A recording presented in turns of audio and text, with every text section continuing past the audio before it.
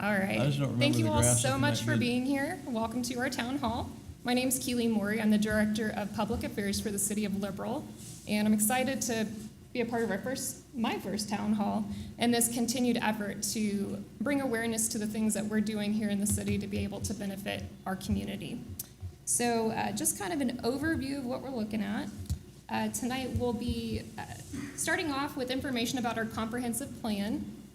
Beyond that, we'll be talking about different projects that we have completed, we're in the process of completing, or that we will be completing in the future.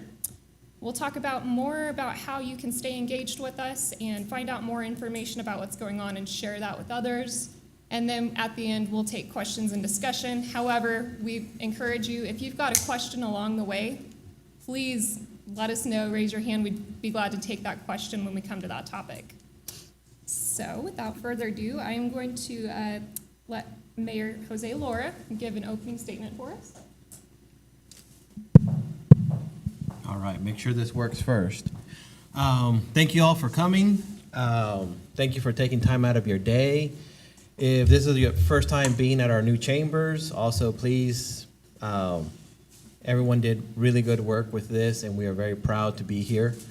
As always, the most important thing for our community has been getting information from the public to make sure that we can have the most effective and efficient, and in this case, comprehensive plan, but that we can actually have where everyone is working together to try and get to the same goal. Both the county, the college, the school district, and the city. If we can all come together and try to get one goal where we can all, and I believe Earl uses this all the time, row the boat the same direction. That is what this is for, and these goals. During this process, we're also going to be asking for some information where we can go and hopefully get a few 2-year, 5-year, and 10-year goals out of this as well.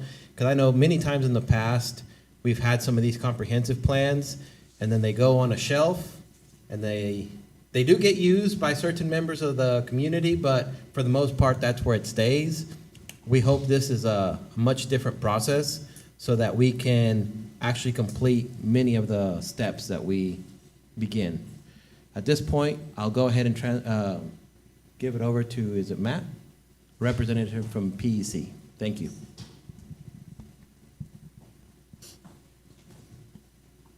Well, thank you, Mayor, and thank you, Keely. Can everybody hear me all right? Okay. Well, my name is Matt Williams, and I'm with PEC, which is Professional Engineering Consultants out of Wichita. And together with WSU's PPMC, which is their Public Policy and Management Center, we're going to be working on the comprehensive plan for the city of Liberal. So we're very excited about it. I've actually been here the last couple days. I was working on the 6 Points project with KDOT, so kind of had the opportunity to drive around to get to know Liberal a little bit better. Was here about 3 or 4 months ago as well, so happy to get started on this plan. So like Keely said, I'm happy to answer questions along the way or answer questions at the end. This is definitely for you. This is meant to just be a kind of a brief update of where we're headed. We haven't really kicked off the plan yet. We're just getting started, so just going to kind of go through what the plan is and how we intend to go about that process. So a comprehensive plan, what and why? So as the mayor talked about, communities go through this process and put together a master plan of how they envision their city over the next 10 or 20 years. It's really meant to be a community-driven document to really capture the ideas of the community at the current time. City officials change, staff members change, things are constantly changing, so we're trying to really grab a pulse of where things are at right now and what our priorities are. It's also a framework for future development, so we can start to look at where development might take place, if development and growth is something that the city is looking for. Be prepared for that in the future, plan out infrastructure, take into account long-range plans, so we're not making decisions based on little data. It's also a guide for community leaders on development decisions. So if somebody comes in, they want to put a new neighborhood in, or change the use of a building in a certain location, we can look at the comprehensive plan, that is the goal and the opinion of the community, and we can try to use that to base our decisions on. So comp plans address several topics. They can address land use, infrastructure, transportation, economic development, cultural arts and amenities. Really a big key thing that we're trying to do with comprehensive plans right now is try to make sure that they don't end up on the shelf. We want them to be efficient, not a huge document that tells, a bunch of stories that maybe aren't relevant. We want it to be an efficient document that captures the thoughts of the community today and puts concrete action steps in place that are going to happen. We don't want it to necessarily be strictly,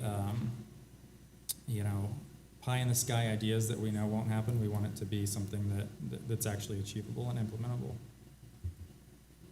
So the existing comprehensive plan was adopted in 2003.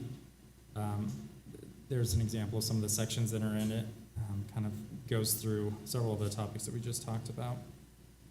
As we move into putting this plan together, we, the consultants, will be working with a core team of staff members within the city who help guide us along the way, but we will also be putting together a steering committee of volunteers from the community, and those positions will probably be appointed at a later date, but that steering committee is going to guide the process along the way, take in the public input that we've heard, really keep us on track and make sure we are documenting the wishes of the community. So Matt, just Yeah. real quick for the public, USD 480 superintendent has agreed to participate, the college president has agreed to participate, the county administrator and chairman have agreed to participate. So Yeah. all the taxing entities have agreed to participate along with some other civic organizations. So this is truly a city comprehensive plan that we're looking to put together with those inputs from those perspectives. Yeah, and I think that'll be really important as, all of these entities are within the same area. We want to come up with a consistent plan so every group's not going in a different direction. So that's really good. When we start getting going with the plan, part of the task is going to be a community profile. These are just examples of some of the data that we'll be collecting. So we're really going to be gathering and assessing the plans that are currently in place. What are some of the other entities' plans? Look at the demographics, the data from the community to really start to put together an idea of where the city is at right now so we can form a good base for the plan. A key part of the plan is going to be community engagement. The community engagement section will primarily be handled by WSU's PPMC, but these are just some example photos of things we've done in the past. We really want to get as much engagement as possible. The way we will be going about doing that is first the steering committee. The steering committee is going to be made up of local residents and potentially officials that are going to help guide the plan in a certain direction. We're also going to be doing a survey of the community where we're going to try to reach as many people as possible to get their opinions on different issues.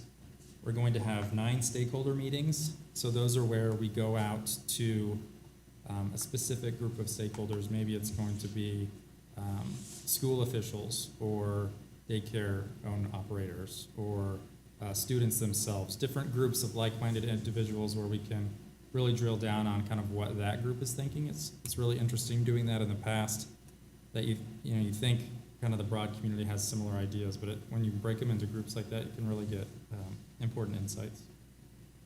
Some of those stakeholder meetings will also be held in Spanish so that we can gather as much input from the whole community. We'll also be doing 2 pop-up events. Those are where we will go to an existing, potentially a fall festival or a spring event, maybe something at a high school football or basketball game where we'll kind of reach people where they're at, set up a little booth or something and try to engage people where they're already at, try to get their input so that they're not having to come to us. One major part of the plan is going to be talking about future growth and development. That's where we're going to put together an existing land use map and a future land use map, where we can start to imagine a future growth scenario of, you know, where should industrial be focused, where should commercial continue to be focused, residential, so that we can get everybody at the city on the same page, so we know that, you know, we're utilizing the structure responsibly and, you know, kind of planning out long-term where things are going.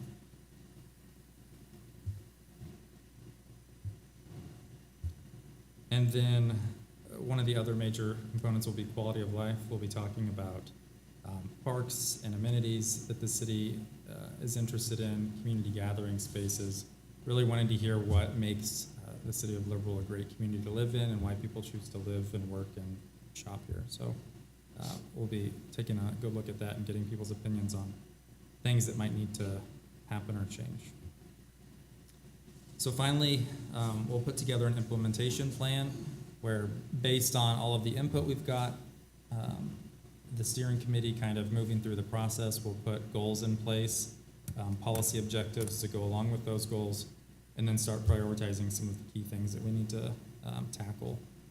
Those will include anticipated costs at a planning level, potential funding sources if we hear that, you know, a project needs to happen, and then responsible parties and performance measures and targets, so we can make sure that somebody has been assigned this task to try to implement. One of the things that we're going to do with this plan is come back, I believe 6 months and 1 year, to kind of revisit the plan and see what has been accomplished, see what things need to be tackled again, give a little progress update, so we can kind of keep on everyone to make sure that they're still tackling issues. And then at the end of the process, we will have a draft plan where, you know, it's going to represent the community's input. It's based on the community's input. It's not just our ideas that we're coming in and putting into place. It's not any one individual's ideas. It should really reflect the community at large. So that's the goal. Happy to answer any questions about the process. We're really just kicking it off. This is kind of the first night talking about it. Yeah. I'm April Gordon. I'm with the county. Yes, good to see you. I saw you last night. But I'm very excited about this and the city and the county and the community, everybody being able to work on it. I just wanted to let you know, so the county's been working on just a county, kind of updating our own comprehensive plan. And but our GIS department has put a lot of mapping together with different layers, so I just wanted to let you all Yeah. know that as a resource, if you want to talk to her. And she's been working really hard and trying to identify the different layers that we want to see in the maps. And I know she's trying to put the industrial parks in there. I know that she's trying to put the capitals in there, the concentrated feeding areas. She's trying to do utilities and different things. So I just wanted to let you know that that resource is there. Yeah. Yeah, that's a great resource, because if we can already have that data, then we can spend our time, you know, collecting more data or other things that haven't already been collected. So. And we have collected some of your economic data that you talked about Okay. at the beginning, as well as we have joint economic development, so the local corporation and just don't want to work on that data as well.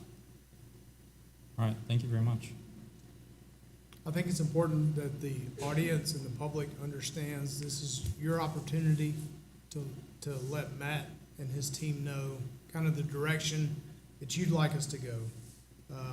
It doesn't mean we're going to go your direction, but it means that your voice will get heard and we can do an evaluation of what it is that you want Liberal to look like in 2030, 2040. So your opinions matter. Your opinions are important, and your desires for what your community looks like for your grandkids are extremely, extremely important to us. Yeah, that's a very good point. This is a great opportunity, you know, as opposed to individual meetings or one-off conversations where people kind of give their opinion. This is a great time to capture the opinion of the community as a whole to make sure it stays a great place. So if anybody has any ideas of, you know, potential stakeholder groups that we could reach out to, something specific, I'd love to hear that too. And add that to a list. Yes? I just want to play out what Rusty said there a little bit, is what it will look like in 2030 and 40. My hope is this helps us figure that out.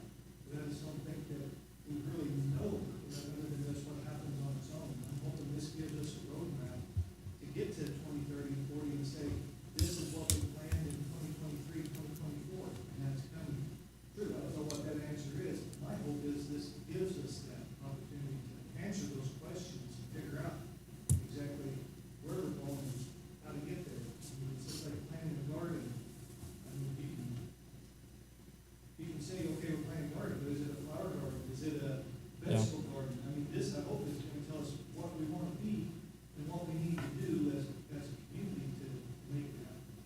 Yeah, that's a good point. How often did you, and I think you covered this in a different one, will you revisit it? Even though we're looking out to 2030, 2040, how often do you review the plan to make sure we're on track or we need to make changes or? Well, in our scope for this project, we've committed to coming back at 6 months and a year.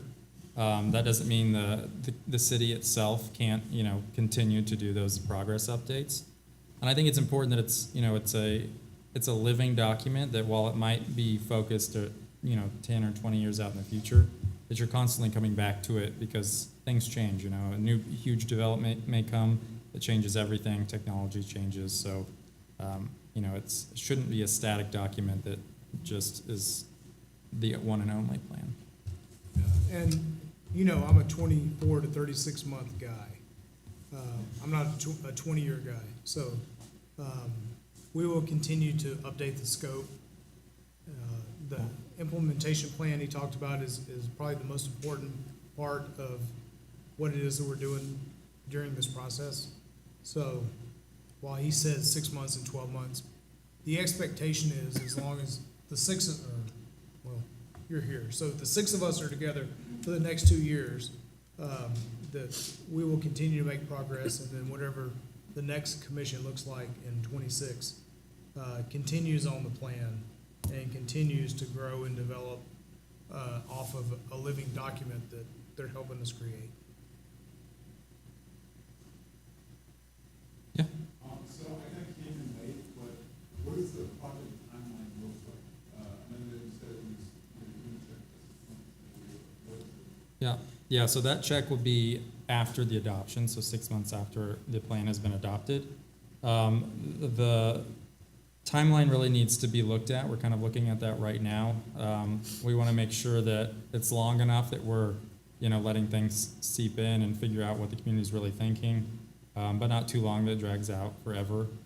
We also want to have good opportunities for engagement, and we know December is not a great time to engage the community, so we'll probably be looking at the first part of next year for the engagement, a lot of the engagement activities. But yeah, I think that's still an open discussion. So, speaking of that process, what are like the things that we can either within our government or the community that the process must move? Yeah, that's a great question. I'm sure that you could share ideas for potential people that might want to be on the steering committee. You could share ideas for who should be in these stakeholder groups, different either specific individuals or different types of categories. Also commit to when we have meetings, participating in those. When there's a public survey out, take the survey, try to get your friends to take the survey. A lot of people think that maybe that data isn't going to be really listened to, but that's the 100% thing that we're going to form the plan on. So we need to get as many people to take that survey and all sorts of different folks, different ages, everybody, so that we get a broad swath of the community. So from the work that you've done before, what have you seen works to get a bigger sample size? Get a bigger sample size, depending on the social media that's available, the city, I'm sure, runs their own some social media that they can get that out on. There's probably, people in the community that are looked at as being influential. I'm going to call it influencers in your community. So Matt, I'm gonna stop you real quick. He's got an MBA, Yep. so he's looking for analytics. So he's not asking a random question. Yeah. He's asking like a directed question. What can we do to produce data that will help us on our way forward? Yeah, well, the survey we want to be as representative as possible. So we want all ages, all incomes, all parts of town, all different groups. So, there's we've got lots of ideas for how we get that survey out there. But the more people we get to take the survey, the more credible the results are. The more that the commission is going to be able to look at it and say, yes, we'll be able to look at the demographics of the people that took the survey. So we'll ask questions like that. so that they do feel it is a representative of what the community thinks, and not, oh, well, they only reached a certain population.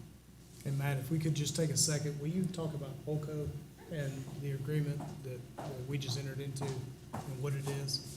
Sure. So we have a lot of different ways to be able to reach the community, and we know that forums like this, we appreciate all of you for being here in person, but we know that's not always possible for individuals. You know, they may have home life they've got to get back to in the evenings. So we understand that. You know, as Matt mentioned, there's a couple of events that, you know, pop-up events that are already existing within the community that we can go to and be able to help to push the survey out. Polco is a new feature that we've just implemented. It's a survey platform that's available online. If we put a new survey out, you can sign up to be subscribed to get notified about it. They are short. They are 2 and 3 questions, not very long, but extremely helpful. And the larger data size we can collect, the better off we are. Because you can get to that point where if you want to do a deep dive into that data, you can slice information and see certain demographics of this age have this priority. And I think that's the best way for us to be able to get a clear picture of what we're looking for. Yeah, that's a great resource. Steve? Yes, Yes. yes. Matt, I'm Steve Mers, I'm the chairman of the Planning and Zoning Commission. Yes, nice to meet you. One of the things that I'm concerned about is our community is very, very dependent upon National Beef Packing.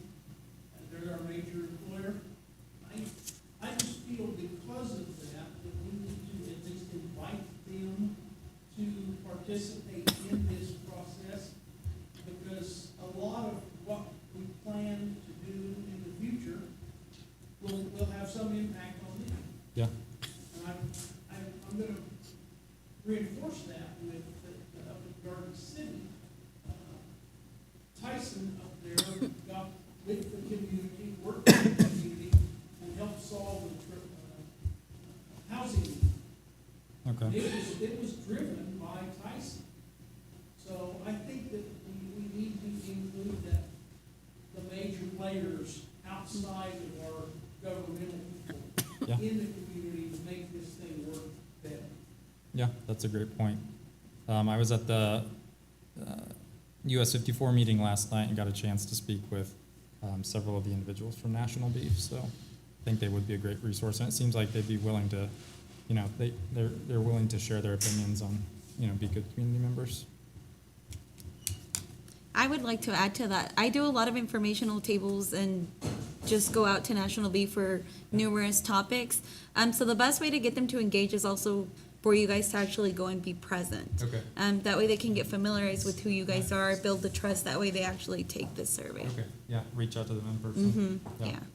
And I'm sure I'll be reaching out to get the right Yeah, people just so to you talk can to. mingle with the Yeah. population.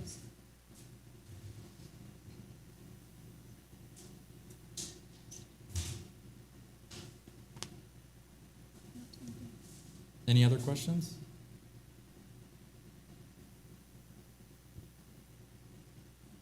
Commission, any other questions?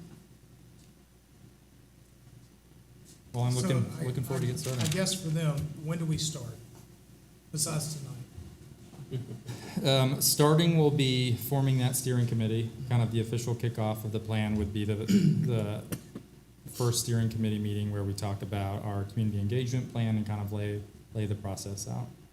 So when you're ready to get that started, which I'm sure is right now, we'll be happy to start the process. So, we were ready about a month ago, but it's okay. Because we have the chairman of planning and zoning. Yeah. They have the other taxing entities who are ready to participate. Yeah. There's a few other community organizations we'd like to participate that we've discussed but have not gotten firm commitments from. So within the next 30 days, we'll be ready to begin our great. initial meetings. And I have another suggestion too. So the Liberal Coalition for Families has a monthly meeting, and there's a lot of businesses and organizations that go to this monthly meeting. You'll be able to have a huge outreach because there's a lot of leaders, a lot of presidents of different businesses. But anytime there's any survey, it's always shared, and it has pretty good turnout whenever it's shared in that meeting too. It's the first Coalition of what? Liberal Coalition for Families, and Okay. it's the first Thursday of every month at Cross Point Church. But it would be a good way to start getting traction on if we have any surveys, and just educating our community as well about engaging and getting their input. Great, appreciate that.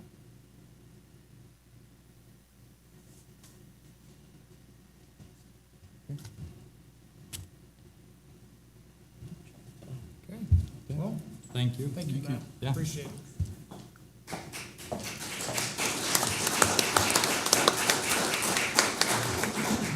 Did you? I will add to that, I know there are a lot of individuals in this room that are highly connected in the community. While Matt is working off-site and coordinating with us, I'm always here as a resource. If you are part of a local organization that would like to have someone come and give information about this process, I'm glad to do that. Being able to get those surveys to those individuals and those groups and those organizations would be another great resource for us. So definitely give me a shout, let me know, I'm glad to come out and do that, so. Sure, We're gonna be hosting an event December 17th. yes. And so I think that would be a great Yeah. opportunity because there's going to be closed events. So I think Mhm. if y'all would like to put a table there, Mhm. I think that would be great. The majority of people that would be on Zoom would be listening. Right. And so having somebody there that could translate or maybe we find somebody to help, that would be a good start. Perfect. And Patricia, who's we? You guys, yeah, Okay. that person. I have I've had that one on my list to check out because I do think that would be a good resource, so. it being simple. Okay. I just had one more suggestion as well. If we do put like surveys together, just try to make sure that the language is simple. I feel like whenever we get too complex or we try to use like higher vocabulary, it's a little bit harder to engage our community. So the simpler, the better. And I know that because I've done different surveys like the CHNA, the Community Health Needs Assessment. Whenever we simplify it, we usually get like a better turnout. Or we get a lot of questions because they don't understand what the question is.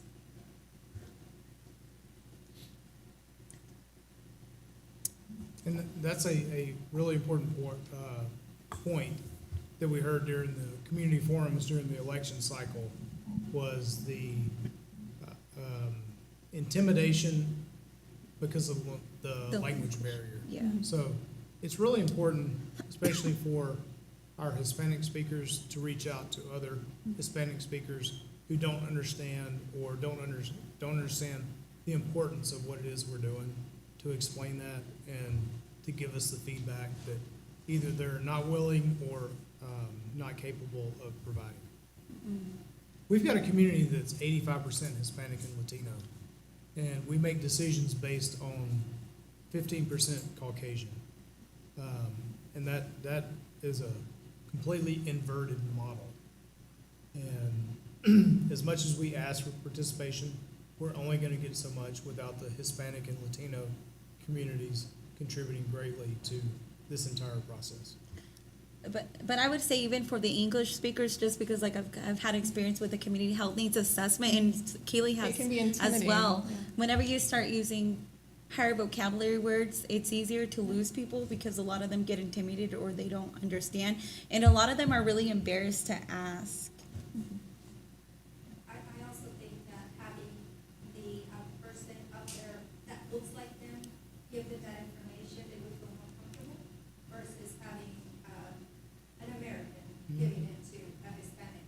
I would understand, kind of like what questions they would have, they would be able to feel comfortable to ask me, the simple questions that they wouldn't feel comfortable Right. asking. And so I think having that representation of the people we're dealing with would be so much better. Agree. And we have no issue doing Spanish only, or I don't want to say Spanish only, but predominantly Spanish-speaking sessions. We're more than happy to do that with Janet or Jose translating, or bringing Patricia in, or someone like that. We just need the participation. And that's got to be a grassroots movement that the city is not going to be able to accomplish. So if we can have help with that, we would greatly appreciate it. But also, before we close out, this is still a town hall, so please give us any of your ideas during this session as well of what you would like to see or where we're at. This is mainly informational, but for the most part, we still need to know if you had any ideas tonight.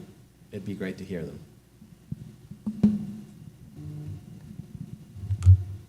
All right, very good. All right, so we'll move into our next session here. So information about projects that we've been working on. Some of these you may see, some of them you may not see because they're things that, happen behind the scenes. And so we want to share what our team has been working on. We're really proud of our city staff and all that they do to keep things moving, keep things functional in our city, and also to be able to do those projects that contribute back to our quality of life and the enjoyment that we get from living here in Liberal. So some information on projects. This is a long list. We realized as we were reviewing it, I added like 4 more slides today because there were more ideas we came up with, just that we've accomplished here within the last quarter, the last 3 months or so. So obviously everyone in this room can see we've completed our commission chambers. We completed that back in July or August. And so it's great to have this ability to be able to interact with the community. This is a special space for us to use, and so we are very thankful for all the people who over the years have worked on that project. It's been a long project for sure. Street chip seal was completed in the northwest area of town. That's something that obviously is a maintenance seal that we continue to work on different sections of town as a preventative maintenance and just ongoing project. Liberal Cemetery roadway improvements were done as well. If you haven't been out there in a while, it is a lot easier to be able to navigate without running into potholes and other issues while you're driving down those driveways. And then we did complete our floodplain mapping. That was a large project that took a lot of work, and if anyone has anything else to say about that, I'm not an expert in floodplain mapping, but it was definitely a needed project for us to complete. Yeah, so we'll start with the chip seal. The city used to do a 1 in 4 or 1 in 5 year reciprocal improvement to the streets. Because of budgetary reasons and some management decisions, it became a 1 in 7, 1 in 6, 1 in 7 cycle. The city was able to get back onto the 1 in 4, 1 in 5 cycle this year.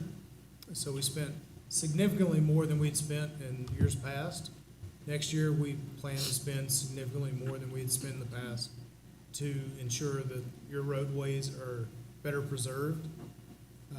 I understand that there's a hump at Starbucks. I got it.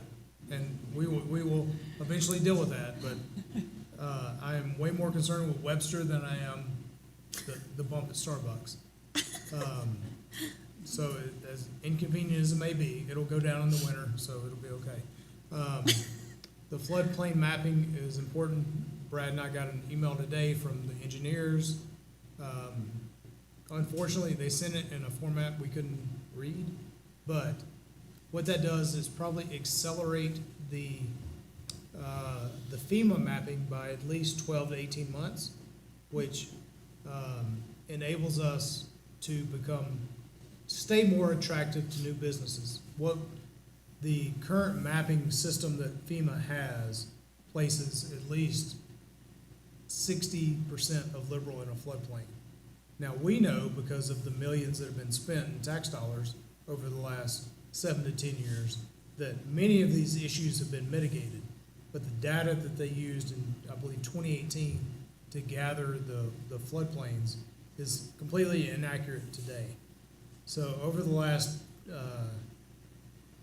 4 to 6 months, Vinesh and Associates have been reworking our floodplain maps to allow us the opportunity to show an actual incoming business, primarily manufacturing and industrial, that these areas within the city are actually not in the floodplain anymore and can be built upon.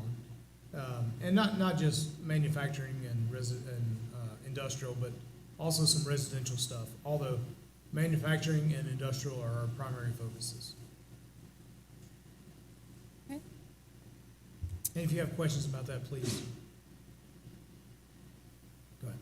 The riveting topic, for Yeah. sure. So the Greer House remodel, this is a project we're very proud of. Here a while back, we had members of the community who were very passionate about the city not selling this property and keeping it within the community. And so we were very proud to have the ability to go in and do a vast remodel, but keeping the historical aspects of the Greer House. And inside of that, of course, I'm sure everyone here knows that Napoli's restaurant was able to return to town. They are in that space, and it's a beautiful space, and we really appreciate all those volunteers who advocated for the building and also helped with the redesign of the building itself. So very proud of that. We had a really nice reception and meeting with members of Dodge City and Garden this past week, and they continue to comment about just how nice it was to have that space and to be in that historic building and have that to be something that's so proud for us to have. So. Sports tourism has really taken off. We have a new sports tourism director. His name's Orlando. And in addition to your regular sports, he's been able to bring in a few new things. So NFL flag football is going to be launching this Saturday. There are about 250 individuals playing, so that's a tremendous showing from the community. Really cool for us, for adults to have that flag football league. Maybe basketball. MAYB basketball is back. That's something that has been out of the community for quite a while. It's excellent for those grade school kids who are in competitive leagues and working on increasing their skills. So that we know is going to bring teams from all over the region. Those individuals are coming here, their families are staying the night, spending money, and it is something that is going to benefit our community, but also give us some good quality of life to have as well. Facade improvement and home improvement funds were increased this past summer. So if we've got individuals who may have needs in their home that they need some remodeling done or some repairs done, we do have programs for that. And so we did increase recently the funds for that. We know it takes a little bit more to do some of that maintenance work that maybe it used to before. And then for our facade improvement, any business that's looking to replace parts of the front of their store and remodel it, will have double the amount of money, up to $10,000, to be able to match for their project. So gives us the ability to make downtown and other areas of town look a lot nicer. So it's a great opportunity as well. Very popular online utility pay was relaunched. We did have to go in and rebuild a section of our system to be able to continue taking those payments. And so our finance department worked really hard on that, along with utility billing, to make that happen. So you can now go back online and make your water payments easily in that way. Any other Okay, comments on so with the Greer House, besides Lydia, there are a lot of people who are very, very happy that that building was not only retained, but restored to what it looked like 100 years ago. So that part of our heritage is important. It's important to be celebrated. It's important to be preserved. And if you haven't been to the restaurant, it's dynamite. And it's reasonably priced, and it's the only Italian restaurant within 70 miles. So it's if you want spaghetti, that's a great place to go. But we're very proud of the product that was turned out. The facade program traditionally has only been for the front of your buildings, but we've expanded it to include horizontal improvements as well. So if there were bad sidewalks or parking lots, the facade grant has not only been doubled from up to a $10,000 match to a $20,000 match, that you can also improve your parking lot or sidewalks in front of the businesses. And the online utility pay may seem kind of benign because you had it before, but what you don't see is that we have gone from a $300,000 a year utility billing program to a $180,000 a year utility billing program that continues to enable online pay, but save us at least $1 million on your tax value by making that change. And I got it, $1 million is not significant unless you're raising $1 million and everyone throws a fit, but it's important to understand that the city commission made the decision to allow us to take that tax savings, obtain an improved product, and improve functionality. So there's a lot of stuff on there, and I can't even begin to talk about the work that Orlando is doing with the expansion of our sports tourism. We've got the assistant rec director back there, if he wants to talk about just the tremendous impact that Orlando's making. Because it is way more than just, we've got more soccer tournaments or we got more basketball tournaments. There are a lot of ancillary benefits to people from Amarillo and Colorado and Garden and Dodge and Wichita coming to Liberal that Orlando is making a tremendous difference in our community that most people don't see. Because it doesn't affect your sales tax, it doesn't affect your property tax, but it affects our flexibility to add different things throughout the community. And what would you say? We've probably doubled or tripled the amount of activity that our fields are going to see in 24 based on what we've had in the last couple of years. Yeah. Yeah, he's just having stuff every day. And he's getting tremendous turnout. Yeah. The flag football deal she's talking about, we just painted 5 football fields in week 1, the day that we used this week. That's how many teams he's got. He's even got women's flag football. He tried to recruit me. I don't know how to get that. All right, go to the next slide. More projects completed. An RHID was completed and passed for the development on the north end of town off of Tucker Road, Chance Road, Navajo Road, and Apache Lane. That continues to progress every single day. If you've driven past it, there is a lot of activity going on. Of course, the city has invested in the infrastructure needs for that project so that developers can come in and build new homes that we need. So we're great to see that coming along. We did this past quarter partner with Watkins Public Strategies. They are a lobbying firm out of Wichita, Topeka area. They have been extremely influential in being able to get our voice heard in Topeka. We haven't even gotten to session yet, and they've already been making a lot of connections for us and making sure that they're advocating for our needs. They have helped with our highway expansion projects. They have talked about a number of other things that really will benefit the life of people in Liberal. And so we're grateful to have that partnership and have them on our team.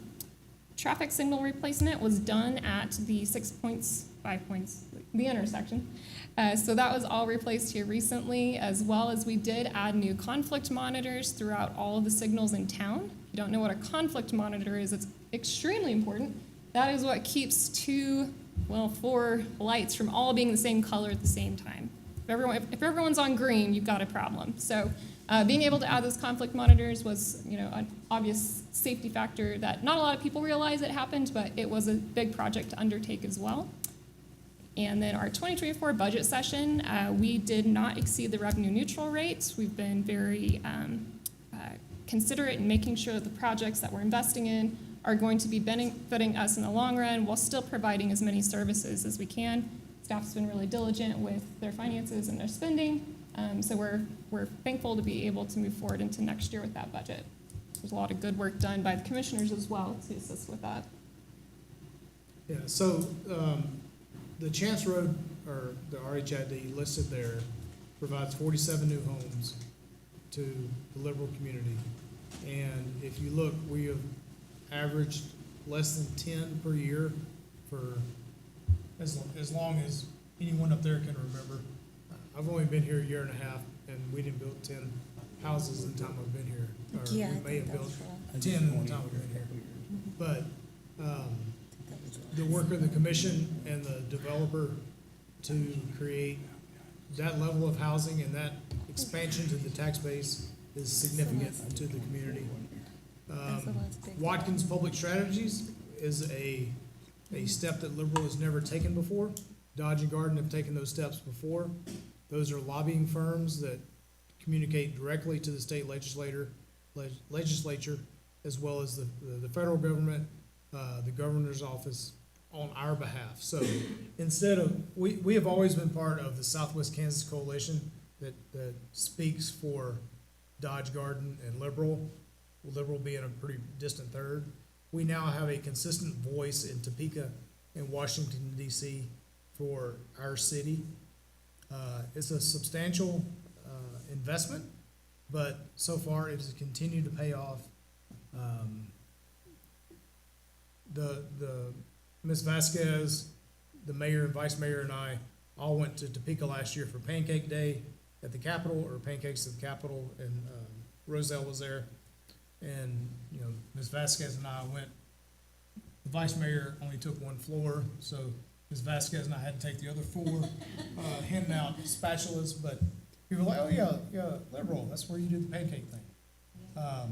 But I am very confident that with the work that Watkins is doing, that we're much more than just the pancake city.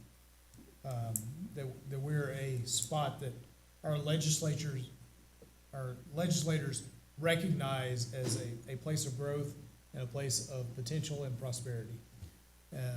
We cannot overestimate the impact that they've had so far.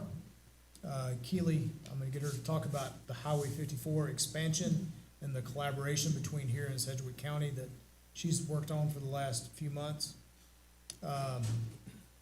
You know, things as simple as conflict monitors that we never notice.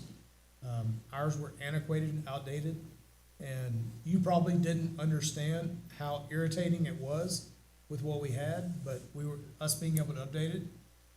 You know, Brad can talk about that. And then, she's not here tonight, but an addition we made to the staff, has completely changed the way that we manage the city's money financially. And it completely changed our ability to not raise your mill levy, to not raise your taxes at all, to go from so an interest swap is how we refer it, is the interest we pay on our loans versus the interest that we earn on our money. We went from $50,000 a year to $600,000 a year in positive revenue because of a few people that we hired and the way that we employed our money. So when we talk about the 2024 budget session, we're not talking about keeping the mill levy level. We're not talking about keeping your taxes the same. We're talking about significant fiscal improvements over the last, it's something that we've probably never seen before. So, that should be highlighted in some color because of the work that the staff has put in to ensure that not only do your taxes not go up, but that every single cent of your tax dollars is being spent and appropriated in the appropriate manner. So talk about 54 real quick, because I'm gonna be it's on honest here. with you. It's on here. I'll skip I was ahead. pretty impressed today when I talked to the lobbyist and the number of support letters that are going to the governor this week because of Keely's work. Yeah, so we really tackled that together, myself and Watkins Public Strategies. We had a great voice at our local consult. Local consult is where the Kansas Department of Transportation comes out for us to argue over what our needs are out here in Southwest Kansas. And so you've got a lot of voices in the room, a lot of people who are advocating for their needs. And so for us, we took the proactive steps. There are many in the room here, our Seward County Commission administrators and several others throughout the community who really put our heads together to be able to say, here's the approach we need to take. We need to be unified when we attend. And so we organized a core message that we were able to take on the day of our local consult to be able to present and break out and be able to advocate for US 54. So with that, we were able to, across all of the different breakout sessions, there was a particular project across most of Meade County on Highway 54 that ranked the highest out of every one of the probably 6 or 7 breakout sessions. We were able to organize not only Seward County in that effort, but also those counties around us and the towns around us who want to see the same thing. You know, driving on the way to Wichita or Kansas City, you've got that 2-lane highway for such a long time with no passing lanes that we know is not only putting people in danger, it is also inhibiting our growth to be able to have more resources reaching us, more exports coming away from Liberal and Seward County.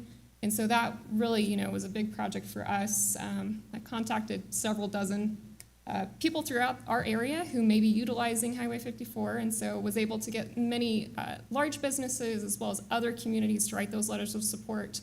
We've got a really good stack of them that we will be delivering to the Secretary of Transportation, Calvin Reed.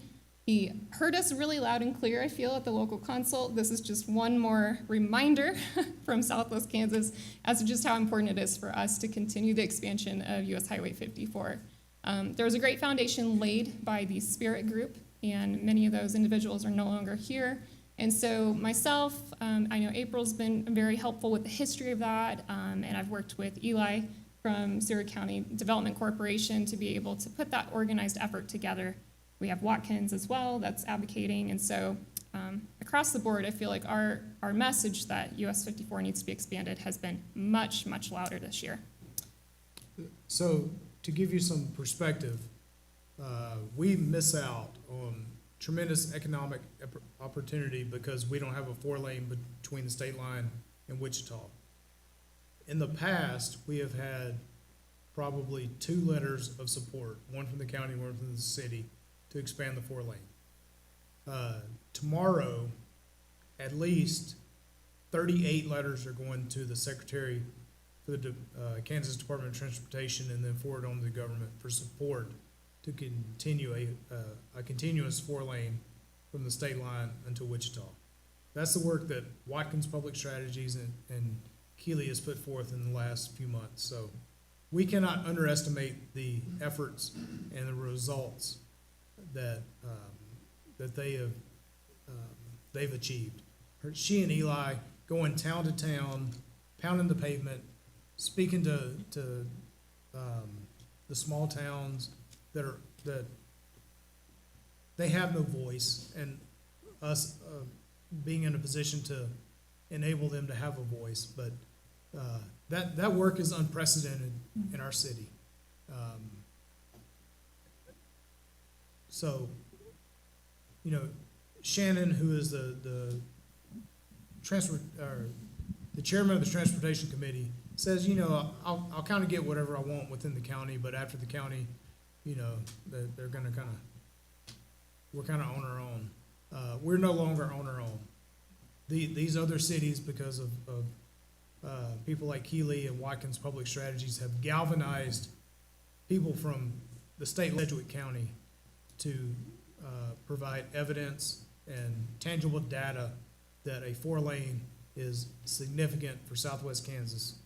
And one thing that the big three, Dodge, Garden, and Liberal, have all agreed upon is that Southwest Kansas is no longer going to accept crumbs from either the state or the federal governments. We're going to speak up. We're going to be heard, because for at least the last 12 to 15 years, you kind of get what you get and you say thank you. And I always forget the Charles Dickens character. I think it's Tom Thumb. Please, sir, may we have some more. Those days are over. We're going to voice our opinions. We are going to be unified in our message. I think April told us that at our local consult a month or so ago, Garden told her they were not prepared for the unified message that Liberal brought to that local consult. This is the first time that we can remember that ever happening. So I think, I don't want to say for the first time in our history, because I only go back 18 months, but for the first time in a very long time, we are unified in our effort to expand. We truly believe that Liberal is a powder keg just ready to blow up. We just have to have some focus, and I think we're getting that focus. There's another thing I'd like to point out with Highway 54 was the current expansion we have in Seward County won't be constructed. It's barely going technically into the pipeline to be funded in 2026, 2028, and be constructed between 2028 and 2030. No other section of Highway 54 is even in the pipeline right now. other than the projects we got in District 6 with our local council and District 5 that Watkins Strategy helped Pratt and Greensburg organize. So it's very important to put that out there, that if we just waited, it wasn't gonna happen. It's not in the pipeline. The expansion for 54 was something not on anybody's radar right now. And we were able to get that at least put in line to get put into a pipeline now. So the work we're doing today puts us, well, every year, every project we get in is a year sooner that we're gonna have it, because it's 10 years down the line before they get built. So I wanna say thank you to all the work you guys have been doing on that part. Yeah, and we can't understate what the mayor just said. District 6, yeah, that's us. We love Liberal and Seward and Meade, and it's all great. But the District 5 also voted that Highway 54 was their number one priority.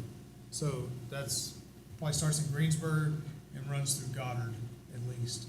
Maybe all the way to Sedgwick County, I'm not even sure the eastern boundary. So they, not only us, but other communities understand the major economic impact of the 4-lane for the highway that runs through Liberal. And really that speaks to, you know, in the past, Liberal has kind of insulated ourselves from others around us, and we've been kind of isolated from those conversations. And so for us, you know, we knew that the more voices we can rally around the same message and be able to leverage the voices of individuals in Wichita with a lot of influence, we knew that partnering across those lines was going to bring us much greater results. I think it has, so. All right, projects in progress, so things we're currently working on. You all obviously have had an update on the comprehensive plan. That was a very large undertaking. It's one that we're really excited to get started and kicked off, and appreciate everyone who's got interest in that process. It's gonna be a tremendous undertaking, but well worth the investment of our time. Stepping Stone Shelter is another area that, as many of you probably know, Stepping Stone Shelter came into some financial constraints here the last couple of months. And so us, you know, understanding the importance of that resource to the community and not wanting to have individuals, unhoused individuals out in the community that have those needs, we stepped in and were able to provide a lot of resources from the city in terms of really just help with budgeting and organizing and being able to put together a more sustainable system. And so we've done a lot of education and hands-on help with the staff that's there that are doing their best to keep things running. So we've stepped into support in that way. We've also, our city commissioners were able to commit some funds to be able to help through the end of the year with some of those immediate needs. Those funds are being watched very carefully. Something that's really important for us is to make sure that's used well. And I'd say there's a lot of good impact that's making currently. Corner bulb outs, I saw some of you smile when you saw this picture. This is at 2nd Street in Kansas. We have been working, Brad's crews have been working on making some alterations. While they were beautiful, they were not necessarily as functional as they needed to be. If you're making a right-hand turn, it was pretty difficult to do. And so we will be continuing to make some of those alterations throughout Main Street and other areas of town just to make sure we can clear those sidewalks completely.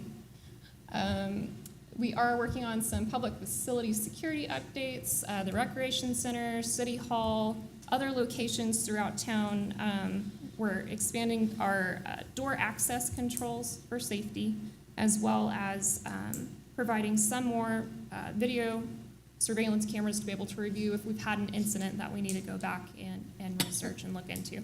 So that's an ongoing process for us to keep everyone safe. Recreation Center remodel, if you haven't been in this building in a while, there's a lot going on. We were able to just recently open our game room, which has arcade games, air hockey, pool, lots of things for really everyone of all ages to enjoy. As well as our indoor batting cages are now open, and those are available to come in and use. And we've got some additional spaces for classroom activities and other projects that we're looking to continue to add to the programming at the rec center. video games, other things like that. So it's great to have this big building. We're slowly filling it with different things that our community is looking for, and are certainly always open to suggestions for what else we can do with the space we have. New Business Startup Guide. This is a project that we worked with Eli from Seward County Development Corporation, as well as I spoke with Roselle on some of the ways that we can continue to support our businesses here in the community, those individuals who are looking to start up in Liberal. Keith was a great resource for this as well. We want people who want to start a business in our community to know exactly how to go about that process to be most successful. There is a lot of things you've got to do, forms, legal things. You've got different processes with the city that we want to make sure are easy for people to be able to get where they need to go, get their building ready, and be ready to open their business. And so we've put together a comprehensive guide that'll be online. It's in the works right now, fine-tuning that, but it would allow anyone who wanted to start a business to go to a ton of different resources to know exactly how to do that in Liberal and who to contact and who can help them. And so that is another great project we've been working on as well. Okay.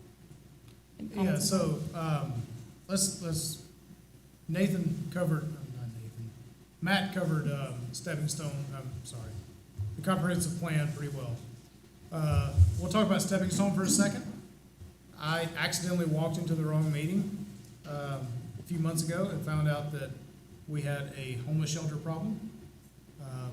Because I, like most people who drive past the homeless shelter, looked and saw a nice looking building and thought that the problem was under control. We had only one or so people living on the street. What we found out was that the shelter had 3 weeks of money left, and they were about to unleash between 20 to 40 unhoused people on the streets of Liberal. Fortunately, the commission stepped in and said that they would financially support the shelter through the end of the year with a $50,000 allocation. And then for the nonprofit hearing this year, they allocated, or for next year, they allocated another $30,000. But what we've made available to them is the expertise of the city staff, our project manager, our finance director, the Liberal Area Coalition of Families has stepped in to help with grant work. What's supposed to happen for those organizations is that the funding model should be 70% private donation, 15% civic organizations, and then 15% government/churches. Now, they got their funding model inverted, and they had been relying upon 70 to 80% grant money, and their grants did not come through. And I could lie to you and tell you that we were really concerned about the people who live there. But to be honest with you, we were really concerned about the economic development gains that the city has made over the last 2 years. And having 40 homeless people living on our streets would have completely destroyed all the work that we had done. Now, the city's mission is to provide a safe, secure, sustainable living environment for its citizens.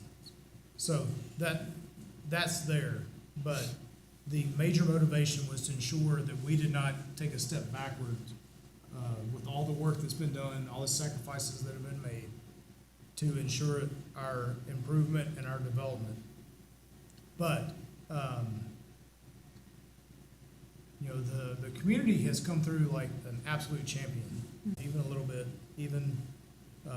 that's nowhere on our radar. So if we can go in and we can provide training, which we have, the college has offered up free training sessions. The ladies who handle the finances did a QuickBooks class last week. They've offered other training sessions for the staff. The SCDC, the Seward County Development Corp, has made available the board training for the Stepping Stone Shelter Board, which several of them attended. So we're doing everything that we can to enable them into long-term success with a safety net as they move along. And the community's responded well. I'm very confident that in the next month or so, that they will choose an executive director to lead them forward. But in case you hear anything about the shelter closing, the answer is no. The city commission has made sure that that doesn't happen. And if we go past the middle of January and we're still in the same situation, the city commission has made some allowances, and then you need to go to the county and tell them to spend some money to help us out. Until they were here. But, you know, I believe that we're on the right track with that. That's a critical service that we owe the community. And, you know, it's just, I cannot thank the private donors enough. You know, they feed over 2,000 people a month out of that kitchen, which think about what I just said. They said 3,000, I think it's 2,000. So depending on whose estimate you take, there's a tremendous amount of good that comes out of that building at Third and Lincoln. And I'm very proud the commission stepped up. I'm very proud of the community to step up. I'm very proud of the private businesses and the construction folks who have come together to try to repair that building and make it a viable, sustainable organization as we move forward. I got it. The corner bulbs, I don't understand them. Never did. Thankfully, the one at Second and Kansas is gone. We're going to continue to remove the rest of them. It's just taken a while. You know, we were zooming right along, and then some private guy took all our good concrete help. So we had to stop doing curb and gutter. We've kind of got that rebuilt, and they're going to continue to eradicate those big bulbs. To be honest with you, it wasn't a big deal when I drove a truck, but now that I drive a sedan, it's kind of a pain in the butt. So we're going to expedite getting those bulbs gone. There's a lot of things that go into the public safety upgrades. You know, there are a lot of services that are going to be offered in this building. There are a lot of children that enter this building. And as creepy as it may sound, it wasn't designed that way. You know, when you walk in this building, the cameras pick up your face. Not only yours, but also the child's. So if that child leaves and the parent calls or shows up and says, hey, my kid's missing, we are able to not only go back and track that particular child, we can see where that child went throughout the facility. And because the college, so far at least, has also partnered with INA, and we've done it in some other areas throughout the city, that facial recognition will go through the system and track anywhere that the cameras have picked up the faces of either the person that walked out with the child or the child itself. So, you know, the commission spent a bunch of money on this, but it is, you know, as a privacy guy, it kind of gives me some heartburn, but to understand the significant impact of safety, especially with the massive expansion that's going to go on out here. I mean, it was going, and then we had to stop it, but you know, it's coming again. You know, we have a lot of people that walk through this facility, so it is truly significant to have those security upgrades. Not only here, we're also going to have them at City Hall. We're going to have them in the other buildings, the Mary Frames, the Girls Scout, Randall's Girls Scout building, Blue Bonnet, and some of the others. And then you know, Travis could talk better about the total number of programs that are going to be offered in this building with the rec center remodel. But it is going to be a true asset to the community for the next 20 to 30 years that we are just extremely excited to move forward. And the quality of life impact is going to be difficult to measure because it's nothing that the city of Liberal has seen, at least in a very long time.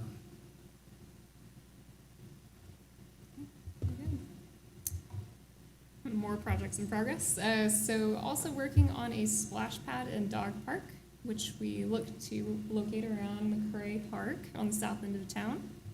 Exciting to be able to offer those things that a lot of us see in larger cities that you wouldn't think, oh, a dog park, you've got a dog park. Great to have for quality of life.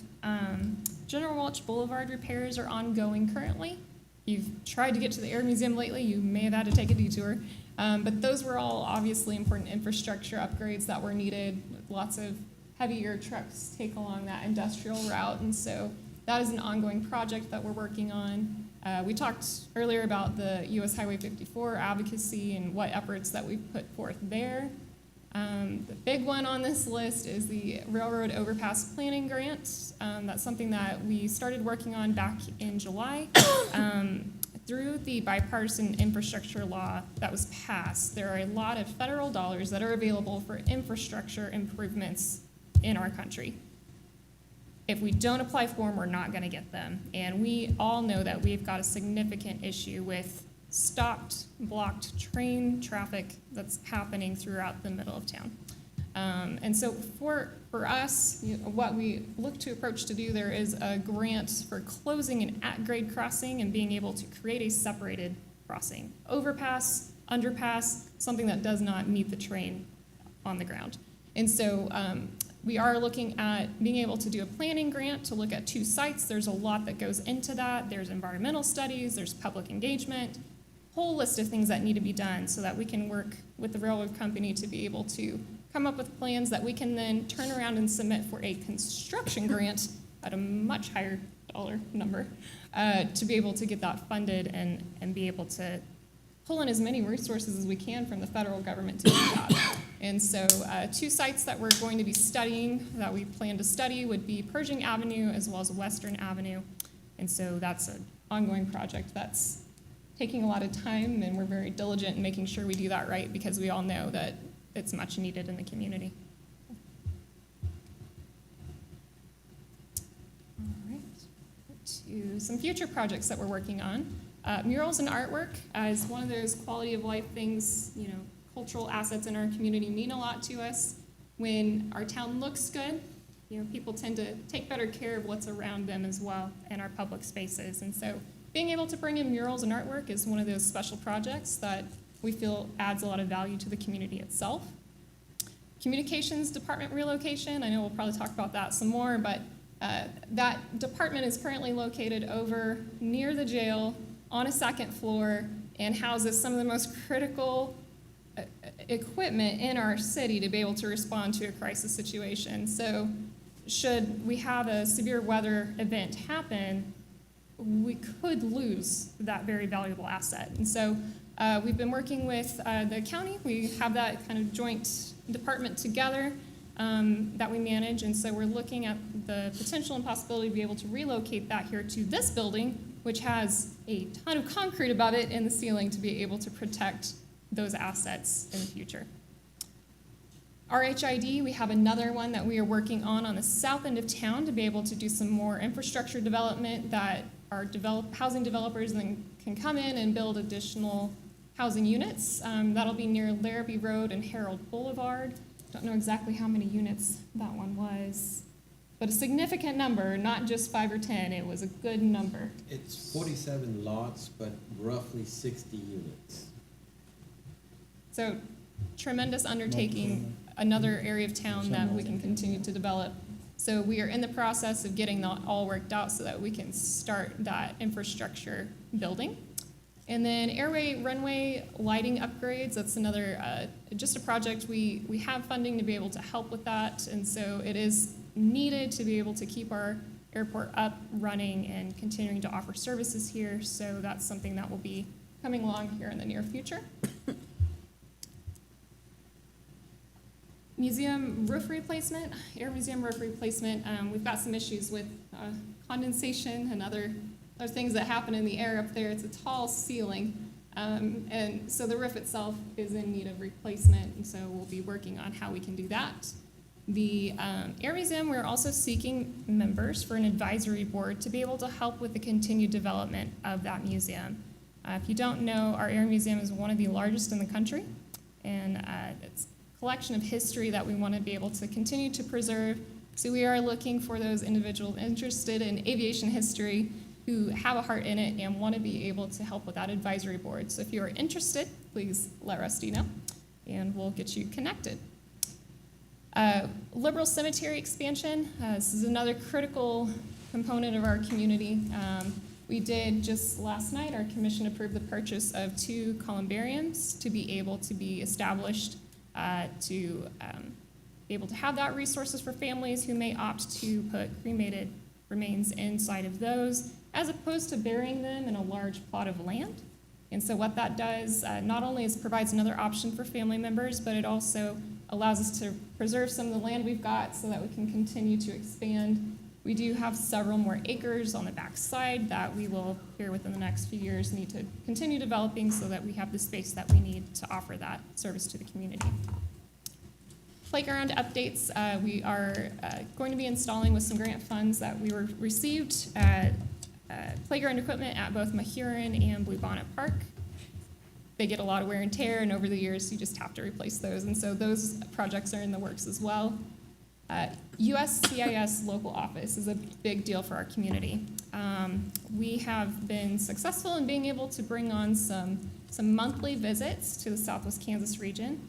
Currently, individuals who need to have biometric appointments, interviews to be able to advance their status are having to travel and take time away to go to Wichita for those appointments. It's something that not all individuals in our community have the pathway to do. We want to be able to provide those resources so that they can reach their citizenship here. And so we've continued to advocate at the state and federal level with our lobbyists as well to be able to have them bring that mobile office out more often. We've provided free space that they can come and use when they are here. We've done pretty well everything we feel we can to be able to invite them into our communities to provide this much needed service. And so that is another area that we'll continue to fight for, something that's critical for our community and our workforce itself. So that's another big project. I don't know if you want to mention more on that. Just so you know, USCIS has an $854.2 million annual budget. It would cost about $0.2 million a year to put a permanent office in Southwest Kansas, specifically in Liberal, which kind of equates to me finding $15 out of our $57 million budget to provide that service. And we very much let the USCIS know that a couple weeks ago. Dodge and Gardner were much more diplomatic about it. I was much less Christian about it in my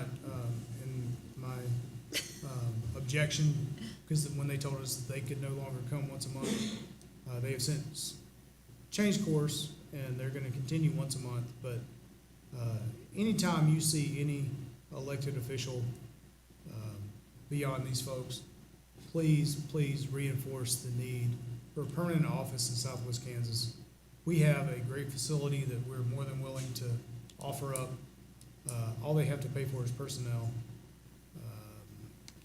They've been very lazy with their analysis. They told us that there wasn't enough demand in Liberal for a permanent office, even though we have the highest number of non-native born citizens per capita in the country. They don't take into account Oklahoma, Colorado, Texas, New Mexico. They only count the counties in Southwest Kansas as far as potential clients. So, fortunately, they changed course and they're going to continue once a month and rotating Dodge Garden and Liberal. But there is no reason we can't have the permanent office on the second floor of the Greer House. If you remember where the VA used to be, the city is more than happy to offer that up for a permanent immigration office here in the city. We really need volunteers for the Air Museum Advisory Board. We have 2 who have volunteered so far, and either Steve or John, you can remind me, I think only 2 members of the Mid-America Air Museum Foundation can be members of the advisory board, so we still need 2 to 3 more from the surrounding areas to step up and help kind of resurrect that board. And I'm not even gonna begin to attempt to explain the physics of why we need the new roof on the Air Museum, but I can tell you that we need a new roof on the Air Museum. And it's about $900,000. Okay, very good.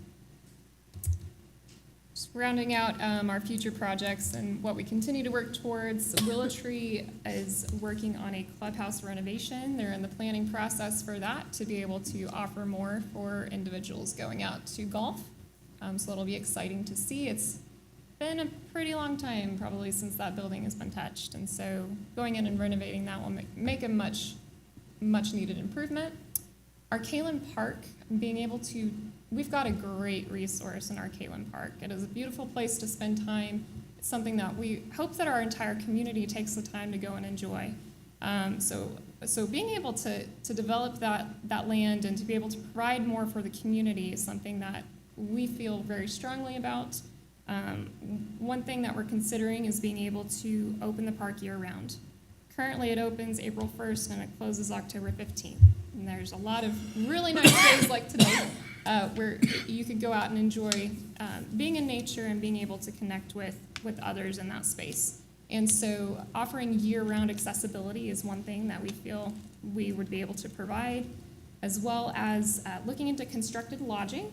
Got some options there for cabin-style housing. If you're not into sleeping on the ground or you don't own a large RV, going camping doesn't sound very appealing. And so we are looking into the possibility of bringing in different styles of cabins. If you're familiar with glamping, that's another potential space that we can create, something that's interesting for the area, something that we know that we would be able to use some grant funding to be able to develop as well. So being able to attract not only locals, but those outside of the community to that resource feels very important, something that really we can continue to develop and make something special. Along with some trail improvements, that's another area of need there. Being able to make those accessible for more people. It's very sandy, very bumpy. There's a lot of vegetation out there. And so the more that we can do to develop those trails so that people of all walks of life can enjoy them is something that we look to create there as well. Arcalen is an odd entity for a city, especially since it's 7 miles into the county, but it has tremendous potential. We've also looked at adding, we've kind of got a so-so range next to National Beef. We've looked at putting a pistol, rifle, and archery range at Arcalen, as well as a music venue, as well as the cabins, ranging from pretty low end to pretty high end glamping sites. I don't know about you. My family enjoys the outdoors, but we don't like being hot. So, Glamping. I'm more than willing to pay $150 or $200 a night for a very well air conditioned area in the country where my cell phone doesn't work. With Wi-Fi. With Wi-Fi. With With Wi-Fi. Yes, that's critical. So we're still doing some cost-benefit analysis, but we very much, we're very hopeful that as Arcalen opens next year, that we can build it as a year-round facility with a lot of different options. We did look at leasing the land for hunting. We have since chosen to abandon that plan. So I know you're very happy. No birds will be shot on Arcalen. Yeah, thumbs up. Actually, I just needed her to support us on something else, so we got rid of. No, I'm kidding. But there are a lot of activities out there that trail enhancement, and Lydia can talk about the bird watching things that her group is doing. So Arcalen's kind of an untapped gem that we have not taken full advantage of. A lot of that is my fault. I didn't understand the benefit to me. I'll be honest with you. The first 18 months I was here, it's kind of annoyance that was 7 miles out of the way. But after doing some analysis and kind of getting to understand the area it is something we can really maximize as a tourist attraction. So we're gonna do some work on that and try to make it better. Okay. All right, so kind of wrapping up a little bit more, staying connected. We appreciate, again, everyone who's maybe watching online or is here in person for taking the time just to understand what's going on in your community. And we encourage you to continue to do that. These town halls are very important for us. Our community forums that we'll be doing for the comprehensive plan are very meaningful. This is where we get our ideas about where we're going in the future. City commission meetings, they meet twice a month, and those are here at 5:30 on Tuesdays, every other Tuesday, but they also do stream those online, and you can go back and watch them as well. So if there's a particular topic you have ideas about, you want more information, you've heard something, but you're not quite sure what was said, you can always review that information online. I mentioned earlier our Polco platform. I've got some handouts back there if you're interested in that. I've got a QR code there that you could also scan as well. That is our short poll and survey tool that we're able to use for a variety of different things. It does allow us to meet community engagement requirements to be able to apply for grants and other resources. So that is another critical way that you can connect with us. We post information, obviously, to our website online. We have been making some improvements to that website, something that we've been slowly being able to remodel here and there. So please continue to look for changes to that. And then, of course, social media, Facebook, Twitter, X. We did add a Nextdoor account. I've got about 500 people who were on Nextdoor before we even created an account, so it's great to be able to connect with those individuals.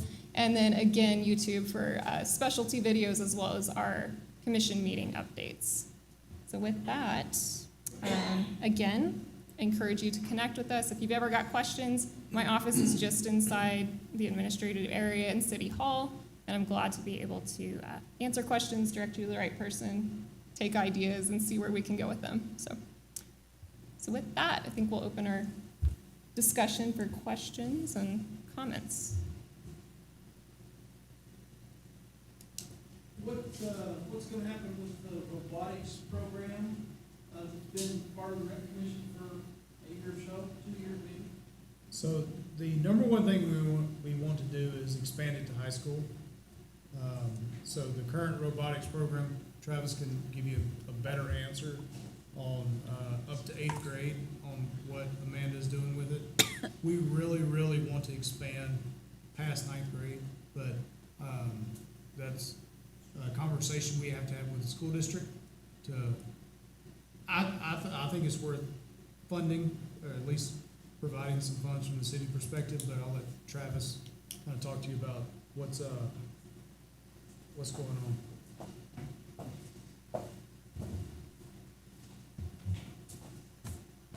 So Travis Martinez, I'm the assistant rec director.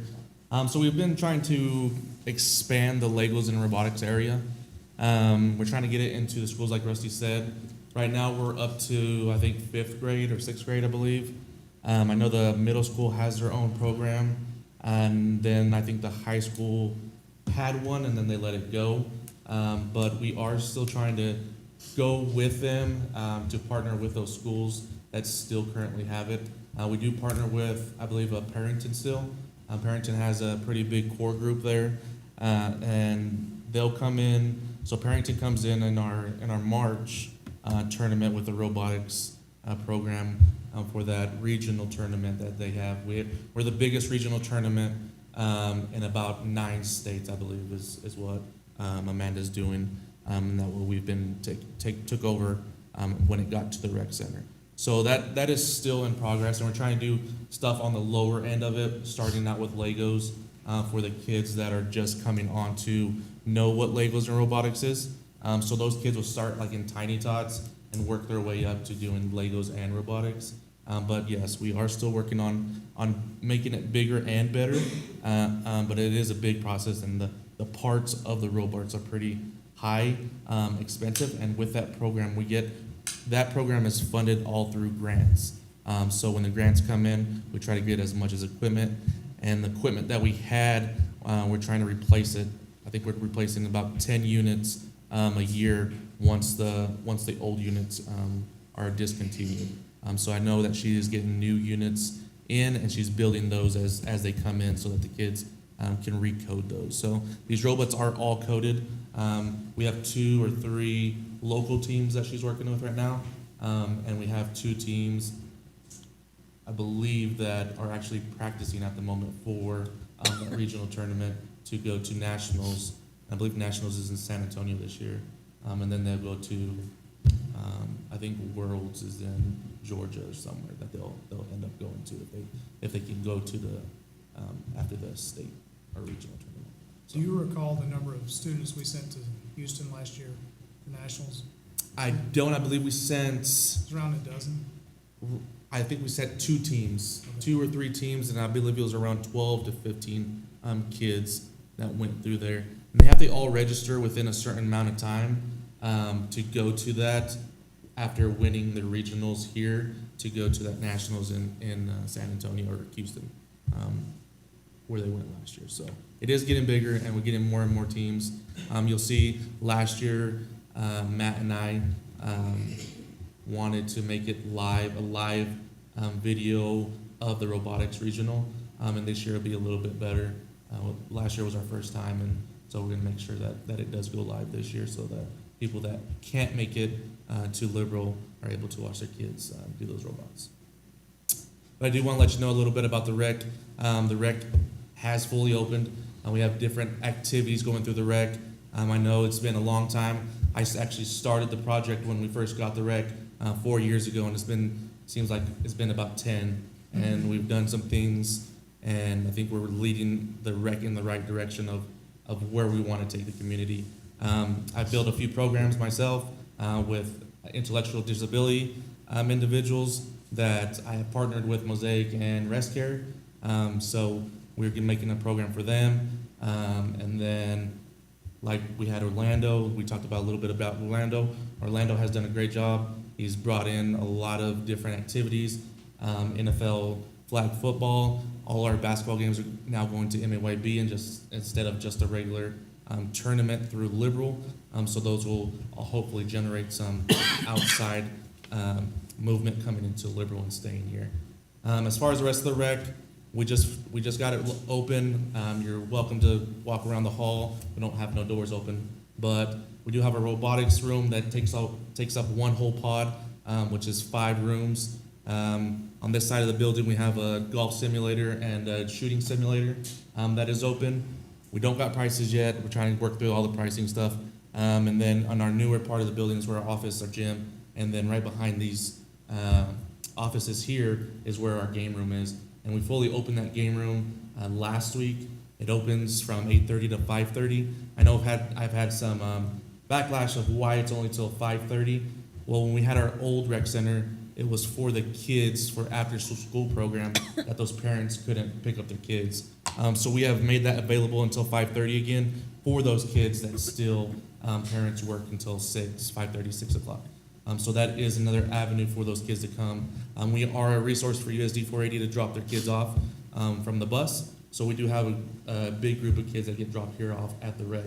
And today I think we have about 10 to 15 kids in there until about 5:30. So towards the west side, east side over here, or west side, we have the batting cage. The batting cage is fully open as well. That is a $5 fee to get in. And then if you want to bring your balls, you can bring your own balls, your own bats, your own glove. If you don't have any, we can provide you some with an additional ball rental, glove rental, and bat rental as well. But that is open. And then if you didn't know, Kids Inc. is here as well. They're just located on the same A hallway. If you don't know our hallways, it's an A, B, and C. But they are located here as their entity is not part of the rec, but part of our facility as well.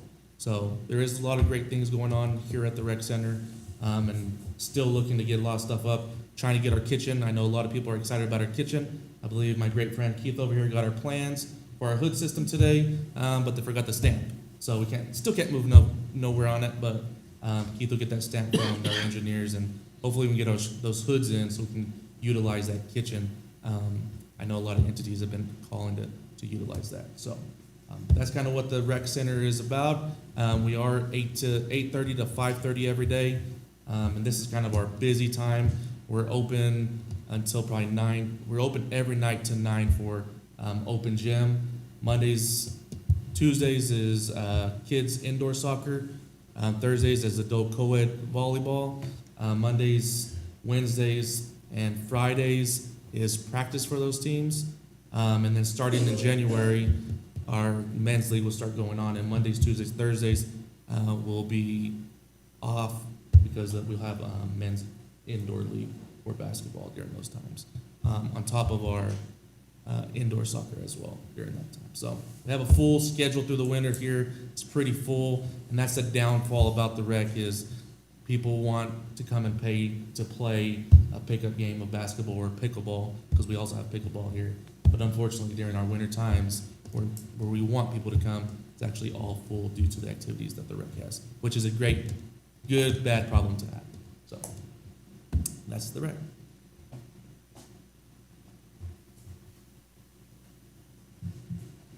Yes, sir. John? I'd be real quick, maybe loud enough, on your depot remodeling, I would, like to see you keep an eye on the sign, particularly the north side, it's hard to see with the tree trimmings, or non-trimmings. Okay. So today, as a matter of fact, the sign company came to pitch us different designs for a new sign. The current sign is antiquated and at the end of the year will no longer be able to be updated. So that company came with a special truck to show Chris and I a couple different designs for a new sign that's kind of ground level, so we don't have to tear down the trees. Because anything that goes along with what we currently have, we're gonna be required to remove trees.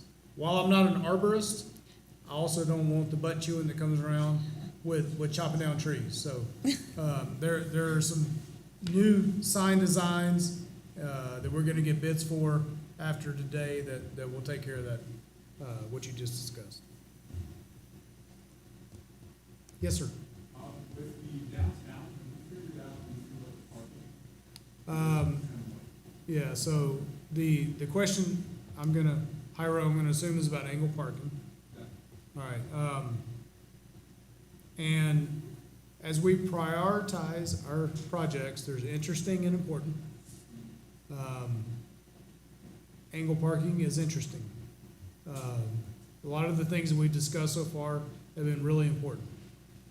We do have a design that a number of people like.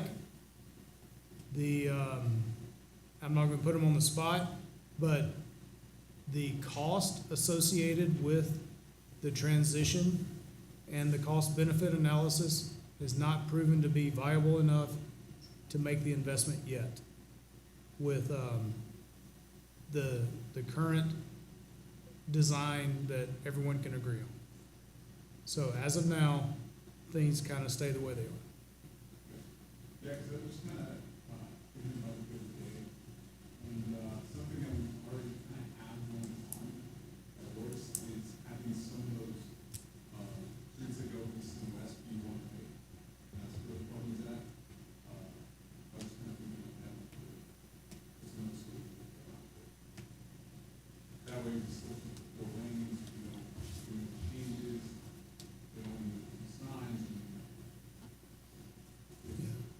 And if you're downtown at lunchtime and you want to go to One-Way Deli or you want to turn into to City Hall, you'll see how kind of treacherous those angle parking on the side streets are. So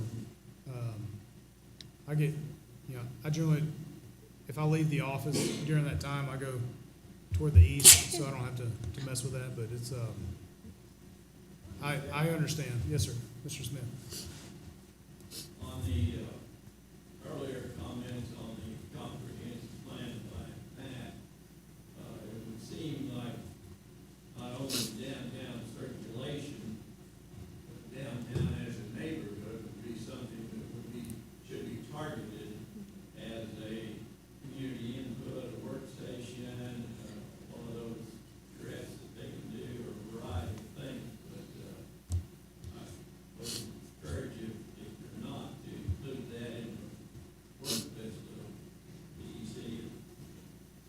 Yeah, so I think that, and you guys can chime in, I think that downtown is always a topic of conversation. Not just because it's kind of the heart of the city, but it brings on nostalgia and some other opportunities that we currently don't see.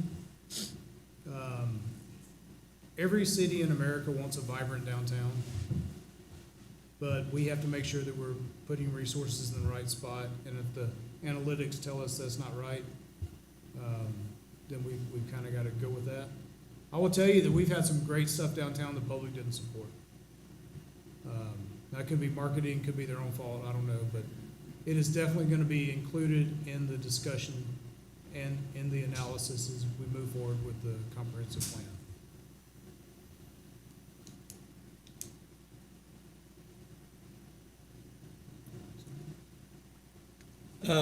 No, I like John's term he uses as downtown as a neighborhood. And I think it should be a part of our comprehensive plan. There has been, and there will continue to be significant investment in the downtown area with new businesses and those kind of things. And I think that's something we want to continue to foster. And I think we can only do that by making our downtown more of a viable area. But, that's going to take some thought, because you can't just say, we want that to happen and it's going to happen. You have to pour resources into it. You have to change the mindset of the entire community, how we look at downtown. So I think that definitely ought to be a part of the comprehensive plan discussion. Just in full disclosure, I mean, Jeff and I serve on that downtown committee, and we've seen many of those designs. And we were actually on there before we were even elected. Right. But I would really like to bring all those designs into the comprehensive town halls so that the public can also have some input on what direction to go with that. And then we'll continue to see which businesses support it. Because I've gotten, mixed signals from many businesses. Some very much want it, and others not so much. So, from the 10 businesses I have spoken to, 6 are for it, 4 are against it. So, we need to continue to do more of that research, more of that information, just to find out what's going to be best for the community. And also take into consideration the rest of the community that still uses that as a, expressway, basically. So as we get closer to that overpass conversation, this conversation can also get a little easier when we have another direction for traffic to go. But I think it will be a big part of the comprehensive plan. I think it's important to note that Keely not only did a survey, but she went door to door to the businesses downtown from the library to Trail-ish, Somewhere closer to, I think, 4th Street or so, yeah. and to ask individually what they thought of angle parking, one-way traffic, and so it's not like we winged it. I mean, she did go out and pound the pavement and get data, and as of today, the data does not support making the $60,000 to $70,000 investment. Doesn't mean that it won't in 6 months. It just means as of today, it's not something that the staff felt comfortable taking to the commission for something that expensive. An experiment that expensive, I should say. If all 30 businesses said yes, absolutely, I would have no issue asking them for the $60,000 to $70,000 that it would cost to do it, but it wasn't anywhere close to unanimous.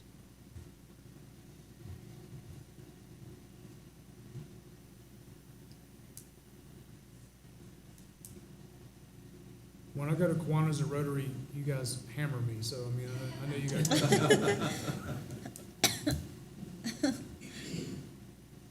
Yes, sir. Are there any plans for residential improvement, future plans such as sidewalks, curbs and gutters? Because there's a lot of sidewalks in town so the, and correct me if I'm wrong, the first area is a, kind of the semicircle on Holly, just South Holland. South Holly, on MacArthur, or MacArthur On the curve Elementary. by MacArthur School. Yeah, you know, there's a pretty treacherous curve that the kids have to walk around, and they either have to walk in the street or in the grass. Within the next week or so, we're gonna put a 4-foot sidewalk there. In the 2024 budget, we allocated funds for some type of cost share, where perhaps the property owner would pay 50%, and the city would cover the other 50% to build sidewalks in front of the homes in the neighborhood. And not only sidewalks, but curb and gutter as well. So there's money in the 24 budget for what you just asked for. We just kind of have to target the areas that need it most. So right now, just an example, we're doing on, I think it's Sixth in Nebraska, where the little white church is. We're doing the curb that they were promised 20 years ago, they told us, that it was gonna be replaced. And the whole block, curb and gutter is getting replaced. It is pretty much non-existent. So we're trying to hit some of those areas that were promised, years and years ago. And also, we did some repairs on Washington. So we did those, we're gonna do the church, we're gonna come down, we're gonna do a bulb out, we're gonna go back to Washington. And with our limited crew, we're just trying to cover a little bit of everything as quick as we can. So we're not leaving anybody out, we're trying to maybe hit too many people at once, but And when I told you, we put some money, we put about $220,000 in the budget for 2024 for that stuff. So it's a significant investment.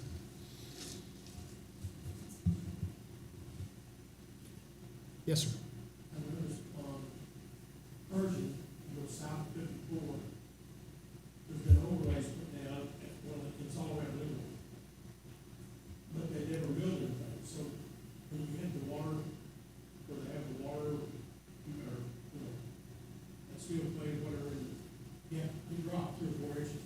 So you gotta be careful when you're driving, that you don't drop the wheel off. And there's a lot of places where they've redone the streets, but they never built them before. 11th was bad, trying to get through that dip. I don't know whether there's anything done about it, but there's a lot of spots in town where they've overlaid, but never built them before, so we have a 3 or 4 inch drop in a lot of those places. So on the holes you're talking about, those are manholes. Yeah, manhole covers. And we've directed, so we do X amount of manhole, every year. So we've directed Jesse to go find the worst, deepest ones and get those fixed first. And as far as, you say it's the seal layers that are building up. Well, I think Main Street's been overlaid one time or another, there's a pretty good. I can't in my lifetime remember 11th Street from maybe Calhoun to Western, but to the east side has never been overlaid. It's all chip seal. And you can't just mill chip seal or you have nothing. Because a lot of the streets in town are chip seal when they were built. And it's just layer after layer after layer. The only way to really get rid of that is take the street out and put a new street in. I know what you're talking about on 11th. And just that's as- the reason the manholes are like that, is because we chip sealed and chip sealed and chip sealed and never raised the manholes.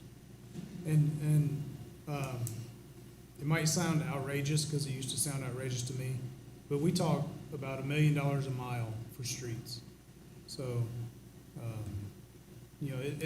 it's not like we can just go and grind up, a quarter mile and call it good and put it down and it'd be economically feasible, but, it's definitely, it's a major investment anytime, especially when we do a mill and overlay. But, yeah, I mean, we're talking, the mobilization cost alone is probably $300,000.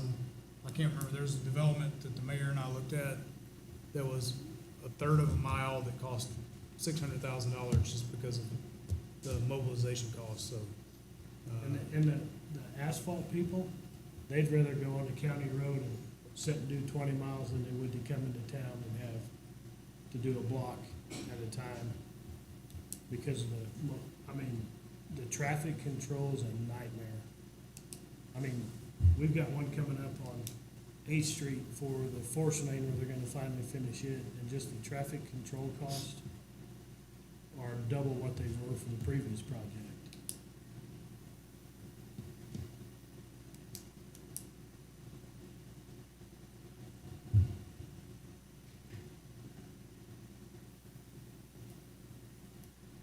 Anyone else? Ms. Hammond? Several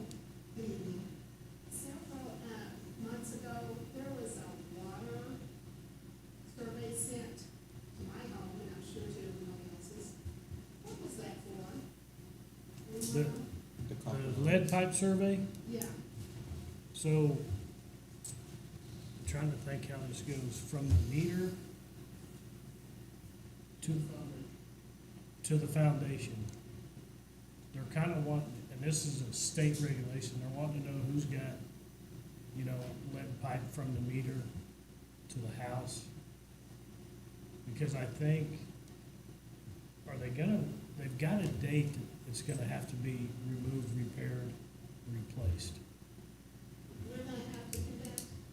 Yeah, so Yes. this is I don't know a single city manager in the state or in the country who's not dumbfounded by what the EPA told us was gonna have to happen. So typically, a city is responsible from its main to your meter, and you're responsible from the meter to your house. And while the city is not responsible from the meter to your house, they want to know if you have lead or copper from the meter to your house, and they want you to replace it. So I have no idea how that funding is supposed to work, because there's a lot of people who can't afford to replace the pipes to their house.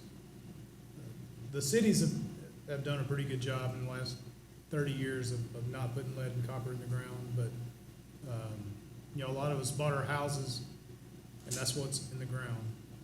And we do not have a good answer for you on what's supposed to happen if you have lead or copper running from your meter to your house. And they even want to know what's inside the house. So the short answer is we have no idea what the end result is going to be with that, because they pushed it back twice already. There was supposed to be resolution by the end of 22, and then we're into 23, and I don't think by 25 they're going to have an answer for us. It's a very good idea that somebody thought of in Washington that didn't think about the consequences in cities like ours. One of the reasons I asked is because every morning I get up at 8 o'clock to get coffee. Every morning I have to let my water run at least 5 to 10 minutes in order for me to be able to even drink the water. It really has a not so pleasant smell and a not so pleasant taste. And I was wondering why you did that, certainly, or why someone did it. Because it's just not good water. That's the first time I've ever heard that, because You can come over and drink the water. Well, after I run the water for a minute. I don't drink coffee for one.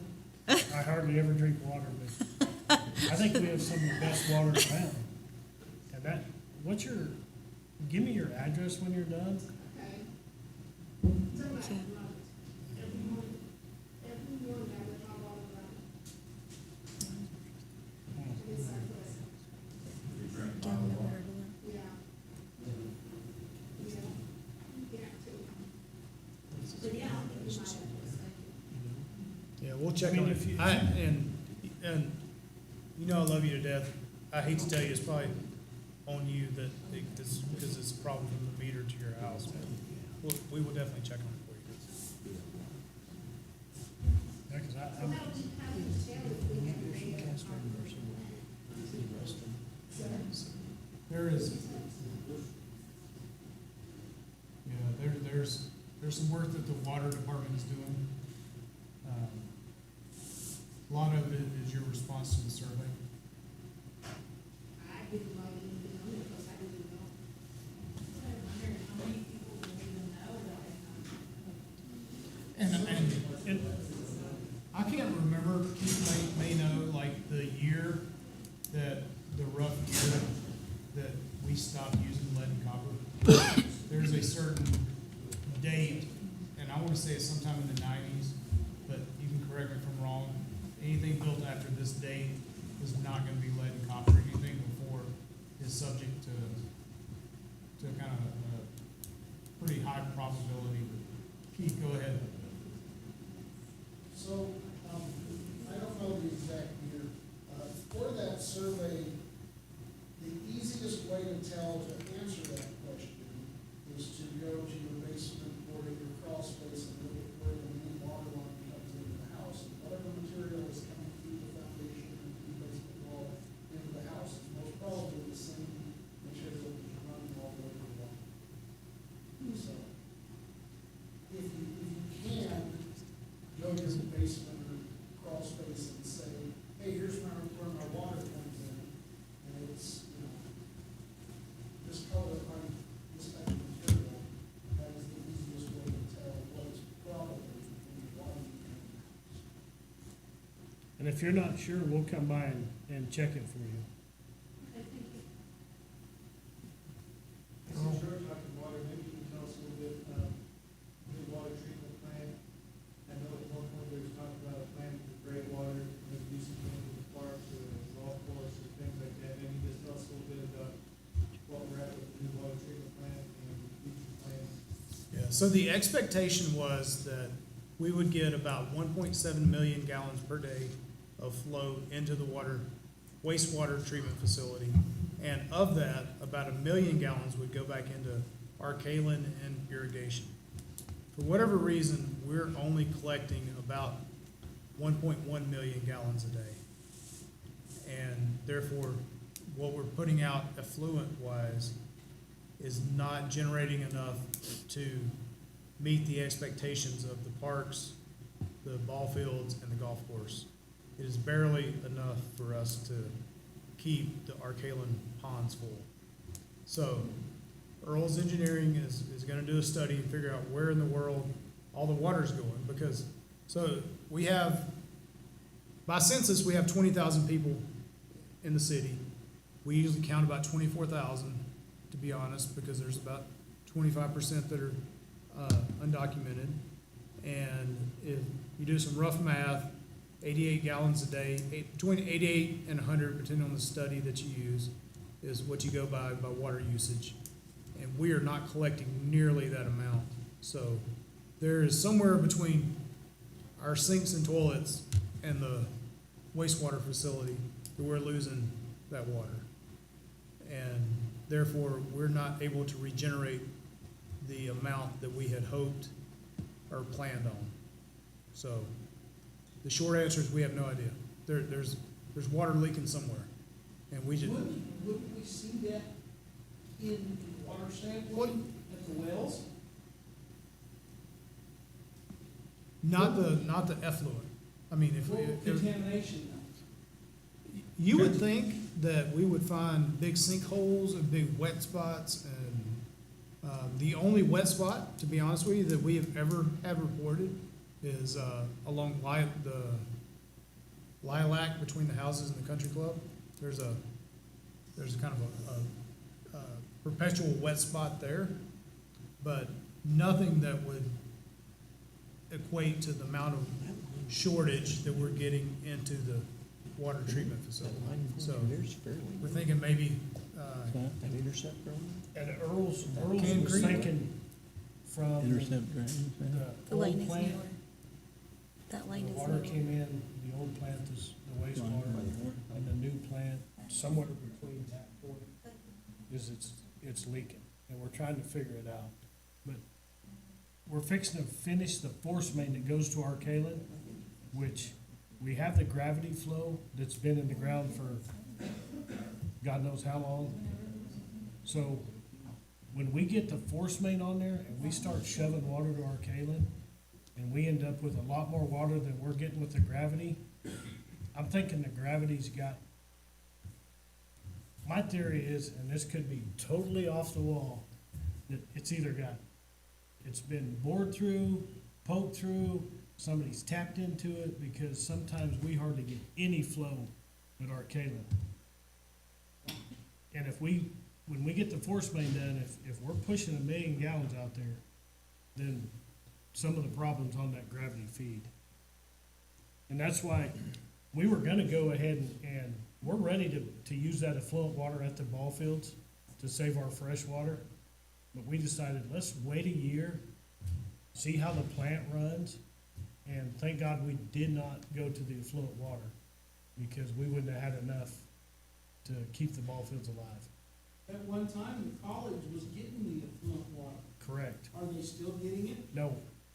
And the thing with affluent water, when the college quit using it is because you can't water actively while there's people on your campus. So when there was people out there, they couldn't water. We couldn't water the golf course and that's not good on greens when, you know, you, So when you guys, I know you can't measure like the outgoing water, and that's why you guys do estimates at certain time of year to know how much you charge for the sewage side. But Right. anybody's bill has how much water they use, do you use that number to find out like how many gallons that we actually sold in the city? How much of that then actually ends up out at the water treatment plant versus, I mean, like, you water your grass, that's not going out to the water treatment. So how many gallons do we actually use? I'd have to ask, Jose what the annual water report says, or, but yeah, I believe by March 1st every year, that annual usage is due to the state, and that's for water right. So, short answer is, I don't know what the total number is. For a city our size, we should be roughly 3 billion gallons a year, but I can look into it. I can guarantee you whatever we're using is not what's getting processed. and probably I know exactly, it takes me 1,200 gallons to water my yard for 20 minutes on 3 zones. I figured that out because our system at City Hall does not lie. It will tell you, if you run your sprinkler system consistently, we can tell you what it costs you to run that thing. And I'll bet you 90% of my water is going in my yard, because just me and my wife, we don't hardly use Well, and I don't know a if small everyone amount of knows, water. It's good what you can get from the city. I mean, our church was having we got a bigger bill, and the city was able to tell us, it was from this o'clock to this o'clock. And we knew, well, that's when we had this event going on or something like that, and so we found that we had some toilets that were not shutting off. But Print you off a deal that says every hour how much water you used. Yeah, and the iPearl meter that is predominantly what we have in the ground and what we're continually replacing, I believe generates 360 reads per minute. So it's extremely accurate. It uses mirrors, and that's about as far into the physics I'm going to get. But I just remember that they're made Yeah, of there's not composite no plastic, moving and gears they're inside. mirrors, and they judge, and they read your meter about 360, is it? 360 times per minute, so it's pretty quick. I know people get really upset with us when they tell us we don't use that much water. Well, I'm sorry, but yeah, you do. I said the same thing when I had my leak. I was like, there's no way, but I know better than to argue because the system's right. We had a gentleman he was running 1,200 gallons a day. That's a lot of water. And we did everything in the world, so we traced his water line, and it come from the alley. It went underneath his pool. Well, he'd been pumping his pool for like 3 weeks, and it just stayed at the bottom. So ran a temporary line from the meter around the pool, connected to the house, the leak stopped. The leak was the water line underneath his pool. It was just seeping back into the pool. So, I mean, if it's leaking, we're gonna find it somewhere. Or we'll do everything we can to try to find it.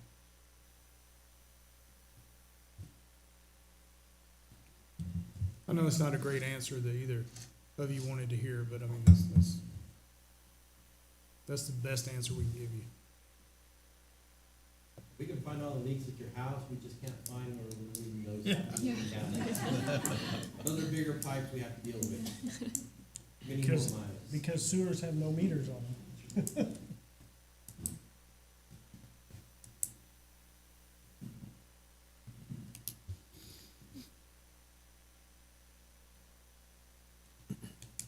Well, Mr. Mayor, we'll turn it over to commission for any closing comments. Go first. Well, we want to thank you guys for coming out here because without your input, we're not able to formulate the decisions we need to be able to make. And of course, I haven't said much tonight because I'm listening to what you have to say, but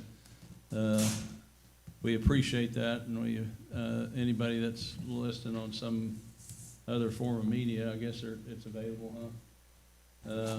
We appreciate you guys listening in, and make sure you let us know anything. We look forward to the comprehensive plan and having some more of these town halls and some discovering some ideas to move forward and try to keep Liberal moving in a positive direction. And I'm not going to say much more because I know everybody's been here quite a while. So. I'll keep it short as well because I could be here all night, but I won't keep you guys any longer. Just want to say thank you to everybody who took the time to come out to our town hall meeting. We also appreciate everybody who tuned in online. I did see several comments there. And we're just very excited, and we are also very grateful for the partnership with the different entities. And so we're just looking forward to the next year and all the great things we can accomplish together.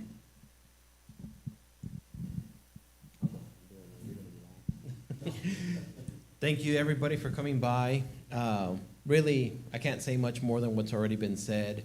Your opinion really matters in what direction we're going to take the city. And these events are definitely very important just to get information out there both ways. You know what's going on, and then you let us know what's happening in your area. So it's very important to continue these. And the comprehensive plan is going to be an exciting process to get finished and then continue to implement and report on. So thank you all for coming by. Last, I can keep you here as long as I want. Yeah, thanks for coming out. And just listening to everything that's going on, the questions and the presentations, I'm just so pleased with how our staff has worked over this past year and a half. We've made a lot of changes, and then staff and Rusty have kind of reformulated how our staff is configured and changed work responsibilities, and I think you can see that the product that has resulted from those changes, additions, and we've moved people out of positions into new ones. We've brought in new people from outside city, and I just think it just all works well. Plus the fact that we've re-engaged with the other, the county, the college, the school system. Go back to what Earl says. It feels like we're all rowing in the same direction for the first time in a long time, and that I hope it makes you feel good, because it sure makes me feel good to see the progress that we're making and what we're looking forward to in the future. So I'll let Jose tell you that. Well, thank you all for coming. We'll still be here to mingle a little bit, but just thank you all for coming.